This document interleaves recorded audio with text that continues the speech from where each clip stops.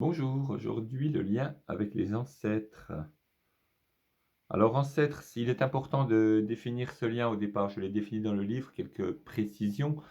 On parle d'ancêtres, on a souvent parlé dans les sociétés anciennes d'ancêtres physiques. C'était assez normal puisque on n'avait pas les moyens de déplacement d'aujourd'hui et les moyens d'information. Donc on restait dans un domaine très restreint. La plupart des gens ne se dépassaient pas plus de 20 kilomètres autour de leur village. C'était la limite quasiment pour tout le temps. Donc on n'est plus du tout dans le même espace-temps. On n'est plus du tout dans le même lien. Et ce lien avec les ancêtres ne va pas être que physique. Loin de là. Le lien physique est une chose, mais il n'est pas le seul.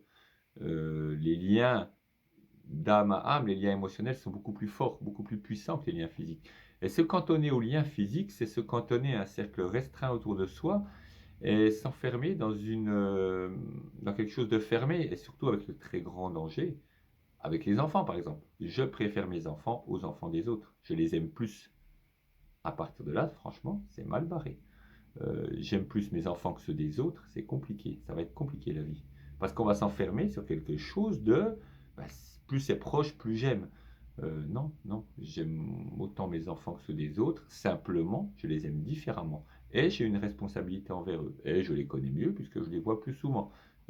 Essayez de vous poser cette question réellement et profondément.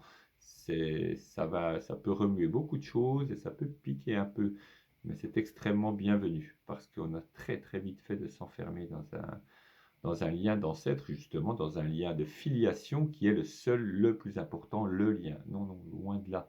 Donc quand on parle des ancêtres, ce seront tous ancêtres, c'est-à-dire des personnes qui par leur lecture, la lecture de ce qu'elles ont écrit, par ce qu'elles nous ont dit, par ce qu'on a vécu avec elles, mais c'est souvent des personnes qui sont mortes, mais qui ont écrit ou qui ont laissé quelque chose et qui nous touchent. Donc ces ancêtres-là sont très importants, vraiment très importants. Et un lien avec eux sera vraiment très bienvenu.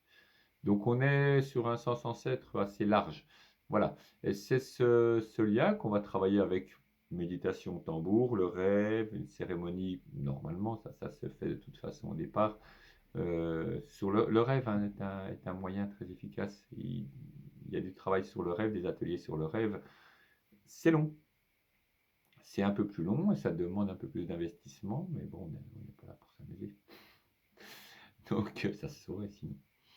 Donc voilà, n'hésitez pas à mettre le temps qu'il faut pour le faire. Et ça peut aller très vite aussi. Tout est possible en même temps. Donc il n'y a pas une chose qui va s'affirmer et dire ça doit se passer comme ça. Non, ça peut se passer de mille manières différentes.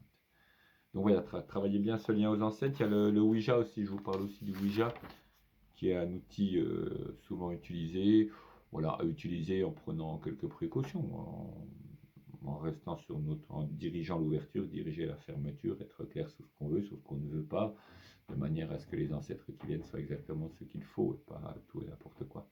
Il y a des exemples où il vient déjà souvent tout et n'importe quoi, mais ce sont des personnes qui n'ont pas conscience, qui jouent au Ouija en croyant que ça ne fonctionne pas, tout en voulant se dire que ça fonctionne, et qui font un peu n'importe quoi, et ça c'est du pain béni pour une entité qui va absorber un peu d'énergie, il n'y a plus qu'à rentrer, c'est facile. Donc voilà, soyez bien conscient de ce que vous faites, simplement, rien de plus. Et puis voilà, ça peut être un message, peut-être un message passager, peut-être un message long. Un message long, c'est-à-dire qui est un ancêtre qui va vous suivre, qui va vous guider, vous aider. Donc voyez à qui vous avez affaire, posez les questions qu'il faut, voyez ce que cet ancêtre a à vous apporter.